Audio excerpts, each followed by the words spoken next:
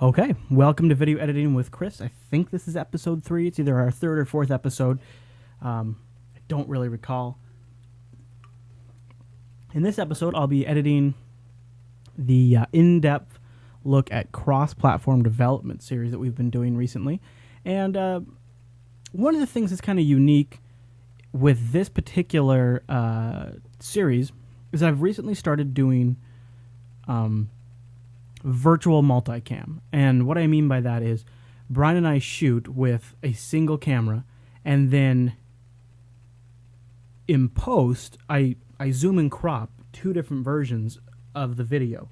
So that way one's a close-up of me and one's a close-up of Brian, and then I toggle between them and then the regular wide shot while I play the video. So it looks like we probably have 3 cams, when in the reality is it's one camera, and then I'm just zooming in and cropping, basically benefiting from the high resolution of the Canon HV20, and then we output in a lower resolution format, so it actually ends up looking pretty good. It's not perfect, but it's not bad. All right, so we're doing part 5, and part 5 is going to be a look at Real Basic, so I will grab the files that I need.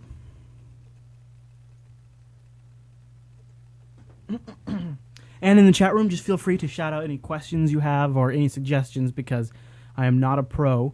In fact, I'm going to have to fumble my way around setting up this multicam thing because it's been quite a while since I've had to do it. So it'll be kind of a relearning experience for me. One of the things I find that's effective... Hold on, I'm going to close my door. I'm going to close the door, and you just jump in if you need anything. Baby crying. Okay, so one of the things I think that I find that I recall doing with these multi-cams is if I set an in and out point on the source video, so that way both are starting at the same spot. I don't do the multicam for the intro or the GoDaddy ad because it's just kind of excessive. So I go ahead and I load up what I refer to as meat. You can't see the file where it's at because of the way I have my camera positioned, but if I zoom in here, you can see that. So I have 3 files. I have the well, that doesn't work. Let's see, does that? No. All right, I have my GoDaddy, I have an intro, and I have the meat. And the meat is the bulk of the episode.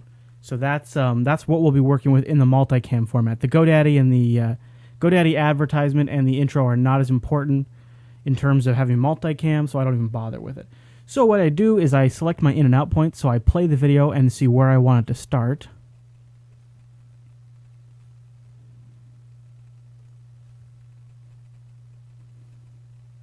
Hold on, I'm muting the stream before I play it, that way you don't hear echo.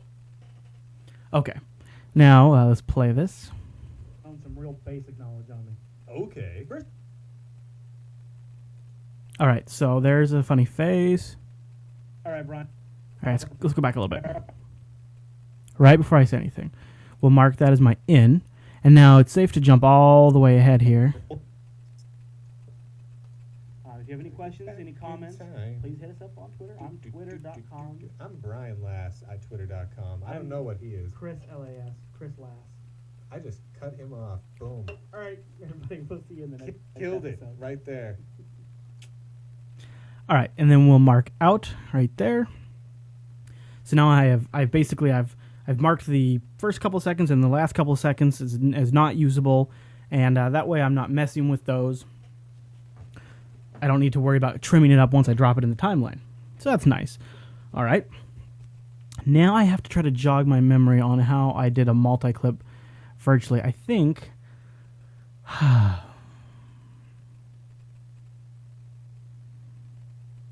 think what I had to do was I right-clicked on the file, and then I said,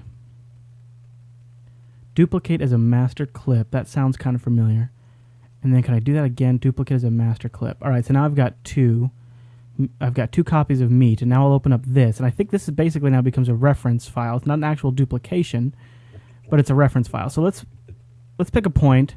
See, the nice thing is we don't move much, other than Brian sticks his hand in my face. So we'll use this as what I'm going to go with here. Now, what I did is I'll zoom in here. So let's zoom in 300. I don't know. We'll just see how that looks. All right, and then I will move the picture. I gotta figure out how to do that. It's been a while since I've done this setup, so I'm probably not doing it the right way, but you kind of get what I'm going for here. If you put it on the wireframe, you can move it. All right, so that's too close. So let's zoom out a little bit. And it's okay to show a little bit of Brian too, because we want people to know where they're at in relation. So let's go out to 250, 246. We'll try that. That's probably still a little too close. Let's try maybe more like 200, 205. Let's see how that looks. All right, that's looking a little better. And let's zoom out just a little more, though, because it's still a little bit in my face. Kind of the point, though, huh? We'll try 180. Now I'm getting a little more specific because I care a little more. All right, so there's the Chris cam. So then I'll rename this. And we'll name it Chris cam. And I realize my picture is covering that, but basically I just renamed the clip. Now let's go load the one I'm going to use for Brian. And so I did on the Chris cam one, let me refer back. On the Chris cam one, I did 180 as my zoom level, as my scale level would be the Final Cut term. So now let's go over and we'll do 180 for the Brian cam. So it's the same zoom. And then bring the Brian cam in. See, there's a little shoulder of mine, but that's okay. Keeps things in perspective. All right, so there's the Brian cam, and we'll rename this clip to Brian cam. All right. There's the Brian cam. So now I've got the main cam, the Chris cam, and the Brian cam. And now what I can do is I can, here, I'll zoom back in so you can see this portion of it. I will, I'll highlight these clips and select them. And now I will say, now I'm kind of doing this from memory, so I hope this is right. Make multi-clip sequence. And then what it does is it brings up this little dialog here to make a multicam sequence. And these blue bars here indicate where they might be misaligned time-wise. You know, maybe one's shorter or one's longer, but because these are copies of the same clip, and I already marked my in and out, they're exactly perfect, so I don't have to worry about that, which makes things easier for me. Okay? All right, so now I have got a combined multicam sequence that includes, this basically includes a virtual reference to each one of those files there. So I will drag this into the timeline instead of one of the individual clips, and then this will be a reference to individual cameras, but we'll get to that in just a minute. But so that's how I've set up my multicam. Now, I probably a good point to save, and thankfully my external FireWire drive just went to sleep, so it'll be just a little slow, and while it spins back up, perfect timing, Chris. Thank you, Chris. You're welcome, Chris. And we'll make a new folder, cross dev part 5. And we wait for the drive to spin up.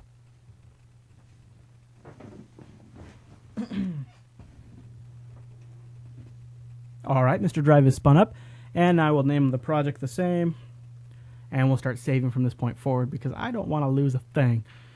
All right, so the first thing is we'll have to lay this out in the proper time frame. Now, if you've watched the previous editing I've done where I did Brian's speech at Linux Fest Northwest or just our highlights clip, I was working with B-roll footage that wasn't from the same camera. In this project, it's all going to be HDV except for whatever I import. So that's really nice just in terms of workflow and render down times and all that kind of stuff. The title sequences are not HDV. I could render them out as HDV in the future, and I might look at doing that. Or I might just bring them in as motion template files. But all right, so let's go get our other file. So I'm going to make a bin, and this will be visuals. That's what I call the credits and stuff. And I will import my files, and I keep them all in a Dropbox so that way I can work on them with any computer I'm at. And I will go get the in-depth look visuals, and there's my intro. And now let's also go get my credits.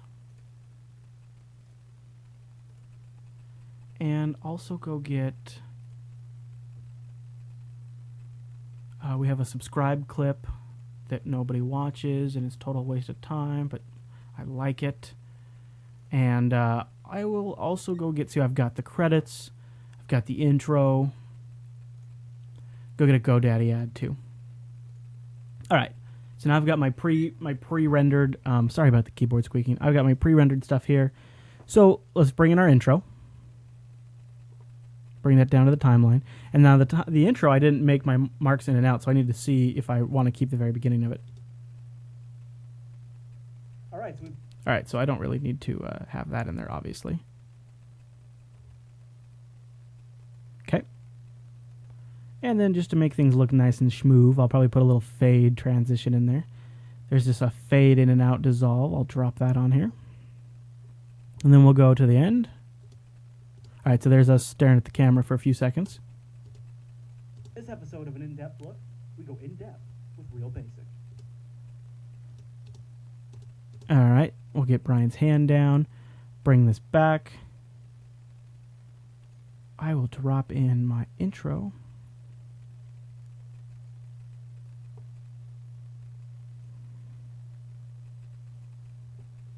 Put a cross dissolve in there.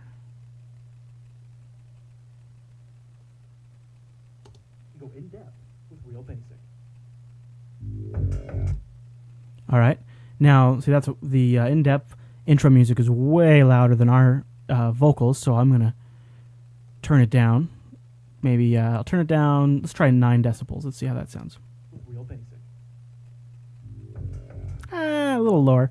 And you know, all I'm doing is I'm just double-clicking on the audio track of this in-depth look clip, and then it loads the visual, or the audio part of it. So if I double-clicked on the video, it loads the video. If I double-click on the audio file, it loads the audio track. I'm even going to go, so I've taken this down 15 decibels. With Real Basic. There we go. Not as loud. I don't need to blow out the listener's ear, so I'll do that. Okay, so now we basically go the multicam route. Instead of dragging down one of the specific clips, I bring down this multicam clip that I put together. I put that on the timeline. Now here's kind of the part that I don't really know of any other way to do this, and I don't think you'd want to do it any other way. And what I'm talking about is the best way I know to do multicam is to simply play back the video and switch cams when it's appropriate. And I'll show you how to do that here, which means I have to sit here and watch this whole episode. So you see up here in this window, I have 3 different blocks. Because they're crop zooms of different clips, they all show the same image, so it actually makes it a little harder to know which one's which. I think the highlighted one is mine. I think the second bottom one is Brian, and this one's the wide one. But the only way to find out is to just kind of start playing. So let's do it, at least as far as I know. So you see how it's on me? So this bottom one is the us cam. This top one is the Brian, or this top right, and the top left is the me cam. Okay. So let's start going here. All right, so us, me, Brian. All right, so Chris is on the left, Brian's on the right, us is on the bottom. Okay, so here we go. And notice I'm going to start off with it on the both of us cam. It's not going to be till one of us really starts talking about something that I'm going to switch. And I'm up here on the left, Brian's on the right, and I just have to click between them. All right, Brian, why don't you lay down some real basic knowledge on me? Okay. First of all, isn't basic like so old? All right, we got a lot of things to cover in this one. This is a bit of a this is an odd one to be fair. Because I've heard of, like, I think when I was in high school they were talking Yeah. about basic. So now just the same seems though. old to There's me. basic is old, Pascal is old. Come on. You know, and while we're, well, no. This would be a good time to do the color correcting too, but I'm going to skip that for right now. C has been around for a long time. Yeah, but at it's this called point. basic, so it must not have very much All right. functionality. All right, so real basic. Let's get this out of the way first. Is a completely commercial, closed source, proprietary as it can get development environment Right. for Windows, for Linux, and for OS 10. And it uses basic, right? And it uses Okay, so as I did that, as it was playing, you didn't see the clip change take effect, but it made little markers in the timeline. And now after I'm done, in my actual timeline, you can see the breaks in the video footage where I made camera changes. So I'll play that back just so you can kind of see that.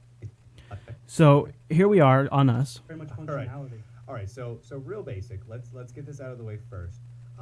Is a completely commercial, closed source, proprietary as it can get. And as I development approach the environment next break, for Windows, for Linux, and for OS 10. And we're back. Basic, right? And it used you can use keyboard shut, if I remember correctly, Command 1 and...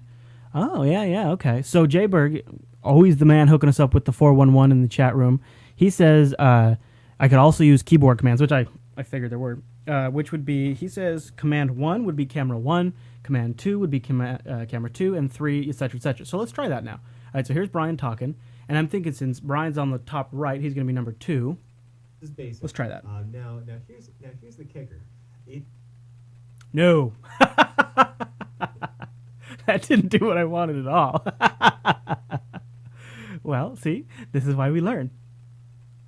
That's funny. All right, so we'll go to our arrangement, and we'll do a standard arrangement. It'll bring everything back that's supposed to be there. That's funny. That's okay. I know there is a way to do it, Jayberg, and I just know I'm not... I could probably just look here in the menu systems. I could probably find it. I actually don't mind the clicking because I have to sit here anyways. It's not like I'm... I don't know. It's not. I feel like I don't save that much time, but I bet if we brought up the keyboard, I bet I could find it through here. But it's all right. It's all right. I'll do the mouse clicking for now. Okay, so let's go back here. Linux and for OS 10. And it uses basic, right? And it uses basic. Now here's the kicker. It isn't really basic. They use the word basic, and some of the syntax, for those of you who have played around with basic, which, come on, every developer has at least a little bit, it is a basic-ish My for unborn some son of the syntax. use basic. Right. Right. However, it's more like Java, honestly, from a language standpoint. So it's an object-oriented .syntax language that has everything you'd really expect from a kind of a modern object-oriented language. Okay. That seems like a good thing. It's nice and object-oriented. It's object-oriented. The point I'm trying to say is that Real Basic is object-oriented. Brian. Yeah. What's object? All right, so let's go back here and kind of watch a little bit what I did here. Now here's the kicker. It isn't really basic. They use the word basic, and some of the syntax, for those of you who have played around with basic, which, come on, every developer has at least a little bit, it is a basic-ish My for unborn some son of the syntax. use basic. Right. Right. However, it's Now, this is something I'll point out, just as something to observe here, is I didn't make the cut to my camera until after I was talking. Watch as I do this. basic-ish My for unborn some son of the syntax. You see, so I say my unborn son. I'm almost completely say my unborn son before the camera jumps to me. Basic-ish My for unborn some son of the syntax. use basic. Right. Right. However, Now, the reason for that is I've been told by people that are actually in the business that you want to do that because you want the person's brain to want to go there. If you jump before the brain wants to go there, it's jarring to people and it takes them out. So you want the brain to go, who's talking, and then the camera to switch. So that's why I do it that way, and it seems to get pretty good results. So I don't know, probably different editors do things differently, but... Object-oriented .syntax language that has everything you really expect from a kind of a modern object-oriented language. Okay. That seems like a good thing. It's nice and object-oriented. It's object-oriented. The point I'm trying to say is that Real Basic is object-oriented. Brian. Yeah. What's object-oriented mean? That means you can create an object. For those of you who are not aware, All right, so watch. Now, I probably should clean this up a little bit, but here's an interesting one. it's nice and object-oriented. It's object-oriented. The point I'm trying to say is that Real Basic is object-oriented. Brian. Yeah. What's object-oriented mean? That means you can create an object. For those of you who are not aware, Objects. look into object-oriented development. It makes things a little easier. Okay. So So that's basically how I do virtual multicam. I take one main clip, zoom it in, crop, and then I jump around, and it works pretty well for my needs. It's not obviously as fancy as true two cameras by a long shot, but you work with what you got. All right, so now we drop. So I'm gonna just kind of skip ahead here, so you don't have to watch this entire thing because it's kind of a long episode. What I'll do now is I drop in the GoDaddy ad right here, and we'll do a little transition. Remember, I don't have to worry about this having a little overlap that I don't want because I've already set my in and outs. So there we go. Now that beeping meant that we weren't rendered yet, but we expected that. And let's do a little cube spin. Let's see how that crap looks, huh?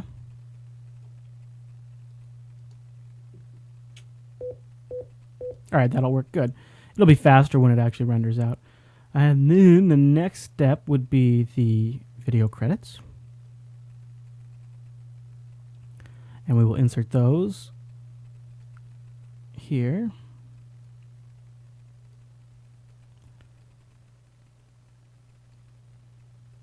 And remember what we talked about last episode is anytime you have a red bar, these red and orange things mean different things. Red means it's not going to be able to play back in real time, and I could render out, and then I could do that. And then we will do my subscribe thing that I like. And so now I have credits. Here's my GoDaddy ad. Here's the credits. Here's the subscribe thing. And then what I want to do is probably lower the volume on these two because I don't want to blow anybody's ears out with this. So I'll bring this one down. I'll bring the credits down. One other clip we sometimes put in here is like the Creative Commons production by Jupiter Broadcasting. It's a TV that comes down and stuff. But for this one, I'll just leave it out because it's kind of a longer episode. I don't need to have it in there. All right. So now I have my basic timeline filled out. And I could jump around here and figure out when I want to do lower thirds, bring up visuals and things like that. So I'm going to do that now as I go through. And every time Brian is going to be talking about Real Basic, when he says something that I think could use a visual cue, I'm going to drop that image in here. So usually how I do that is I set up a bin called images, and sometimes I have to have multiple bins depending on how many pictures. Images 1, I'll call it my first bin, and then I'm just going to wait for Brian to say something that triggers me needing to grab a visual. I'm using Safari to browse like Google Images and stuff. Not a big fan of the Safari browser, but for this particular use, I just want to be able to click a picture and drag it to my desktop.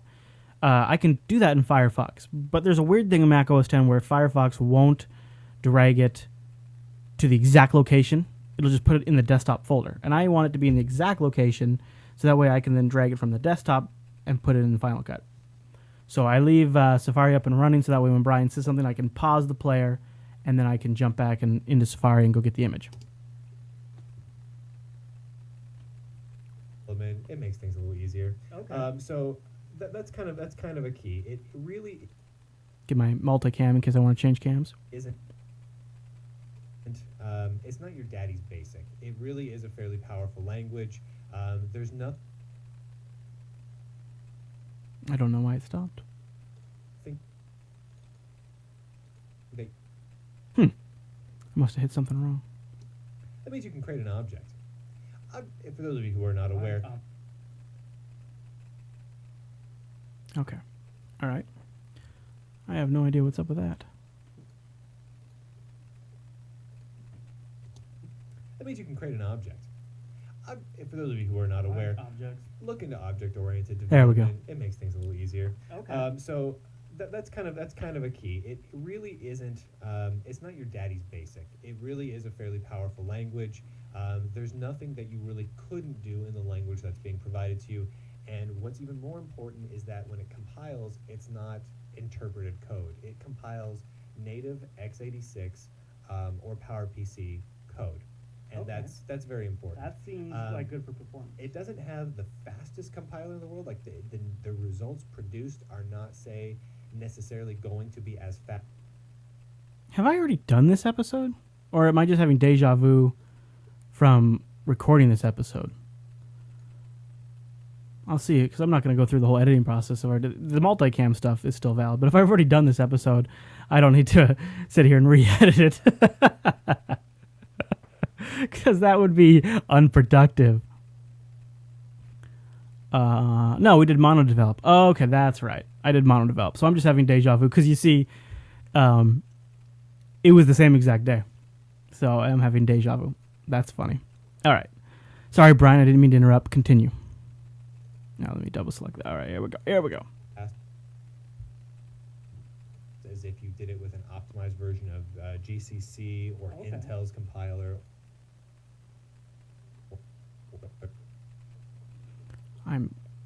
Hold on. What camera was I on? For for those of you who are not aware, Objects. look into object-oriented development. It makes things a little easier. Okay. So that's kind of a key. It really isn't. It's not your daddy's basic. It really is a fairly powerful language. There's nothing that you really couldn't do in the language that's being provided to you. And what's even more important is that when it compiles, it's not interpreted code. It compiles native x86 or PowerPC code. And Okay. that's very important. That seems like good for performance. It doesn't have the fastest compiler in the world. Like the I probably should have switched cameras there. So I'll jump back a little bit.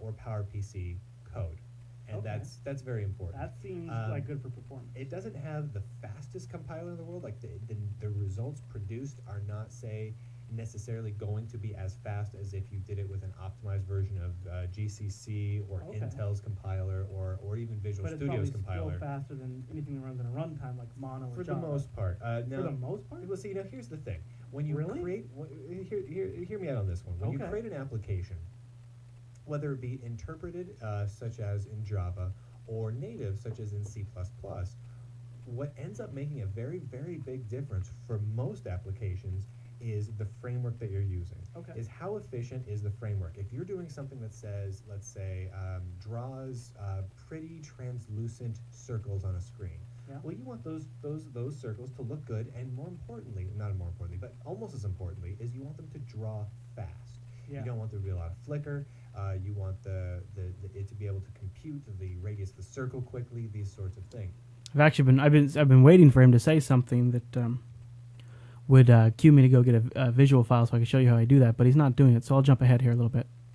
Less flexibility. Like we talked about in the previous episode, if some operating systems support three modes for a checkbox, Oh. support two. Crap! I had to bring that up.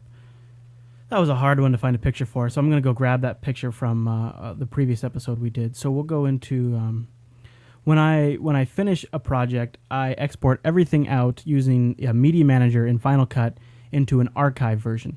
So this is cross development 5, so then it would be I put it in 4, and then I have this Final Cut archive file, and this Final Cut archive file has all of the media I used for that video. All of the pictures, and you can see how many different pictures I had to go out and grab in order to show the visuals that Brian's talking about. So somewhere in here is the visual cue that I want to throw up, and I don't even know. So there's a way to have multiple check states in like OS 10 and Windows, and so Jayberg's asking about how much space, and it does take a ton of space. This is on a terabyte drive, and it'll probably last me a little while, but it does take a lot of different. It takes a lot of space to keep all this stuff. Maybe it was in no. So I'm trying to find. Here it is. Pick 2. So you see in this picture, what we were talking about is this checkbox has a check in it. This checkbox has a line through it, and this checkbox is unchecked. That's what Brian and actually that's what I'm referring to right now in this video. So I will go grab this visual and this image, and I will drop it into here, and then so when I say something like Some operating systems support a three mode. all right, so I'm saying something about some operating systems supporting a 3 mode, and that's a good point. So a good point to drop that picture in. So I'll insert 2 video tracks, and then I will drop this picture in right here. Oh, so I didn't overwrite, I insert, and that's why you have that. I'm going to lock these, though, because from this point forward, I don't really need to worry about those 2. Well, what if that's true when I'm doing multicam? That actually probably isn't true. So here is me talking, bringing this up. And I kind of like to do this zoom in, zoom out effect a couple of times. I know it's kind of a novelty, but so we'll zoom, and then we'll zoom it out. And I can adjust what type of zoom this is, but here's what I want. 3 modes for a checkbox. Some support 2. Right. The check, not checked, and the dash. Well, Real Basic can only just do the 2 modes Just because do that's the the 2, lowest common because denominator. that's what's supported on all the platforms. All right. It didn't zoom out like I wanted, though. But that's all right. I don't need to be the fancy twice anyways. It just kind of gets annoying after a while, so I'll just dissolve it out. Okay. So that's one of the ways I do visuals there, is so that way when we're talking about something, it also just it livens it up for the viewer. Three modes for a checkbox. Some support two. Right. You know, the checked, not checked, and the dash. So there's that. And then one last thing I always like to do are lower thirds. And let's go down towards probably the end where we plug our Twitters. That's always a good chance to drop in a lower third. Back in time. It's a whole series. If you have any questions, any comments, please hit us up on Twitter. All right, so there I'm starting to talk about Twitter, so it'll be a good chance to do that. All right, so now I want to do a little text action. You could do really fancy text, like I have some pre-rendered stuff, but I'll probably just do just a very boring text, and I'll go change it to twitter.com/ChrisLAS, and then drag it down here. Oh, jeez. Boy, that is a bad habit of mine. I should change my default behavior to be overwrite instead of insert. That would fix that. All right, so here's my ChrisLAS plug, and we will move that.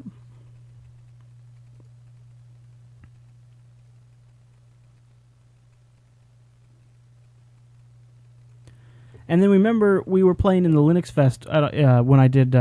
It was Brian's speech. It wasn't a Linux Fest video, where I put a background on it. Where did I set that? Oh, I don't remember. You know, because it's been a total of 5 days or whatever. Oh, that's right. I always check in motion. It's in controls. I always do that. All right. So we'll do bold, because it's a bold statement. It's my Twitter ID.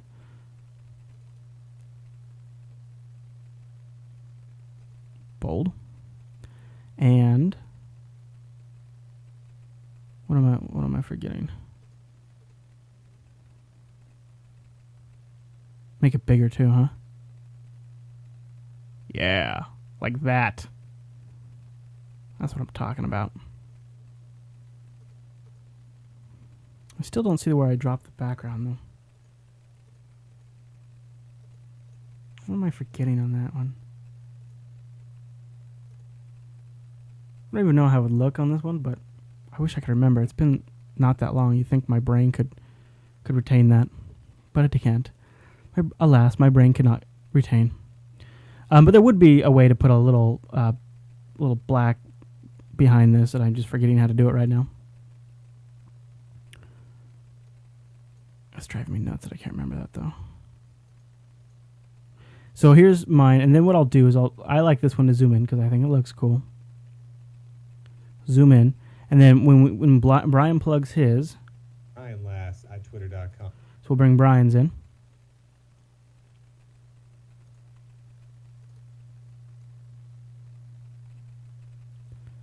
And you do twitter.com/BrianLAS. Make it bold. Drag it down here.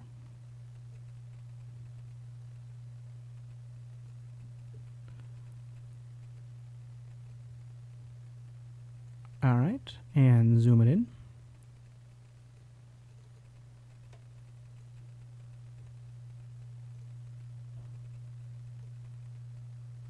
And we'll make Brian's bigger.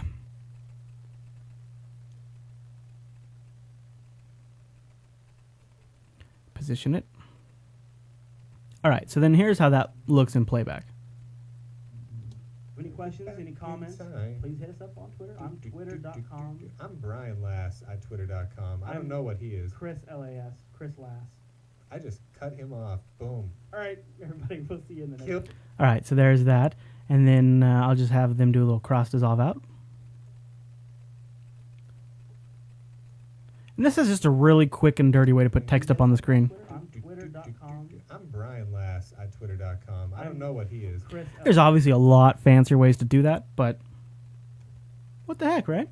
What the heck?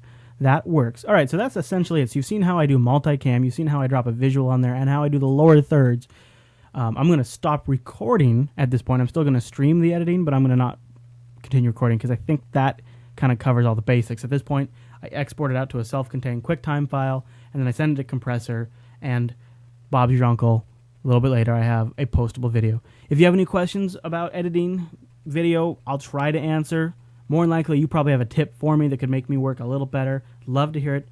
Twitter.com/ChrisLAS, as it says right there in the video. And I'll be sure to continue trying to post whenever I plan to do these edit sessions on the live calendar. If you go over to jupiterbroadcasting.com/live, there's an event calendar or something on the live calendar. There's a link up there about the calendar. If you click that, I'm going to try to identify every time I plan to do one of these sessions live. So that way, if you have questions or suggestions, you can shout out in the chat room, just like Jay Berg did earlier, while it's happening. Now I'll pretend like there's some sort of fancy closer for this session.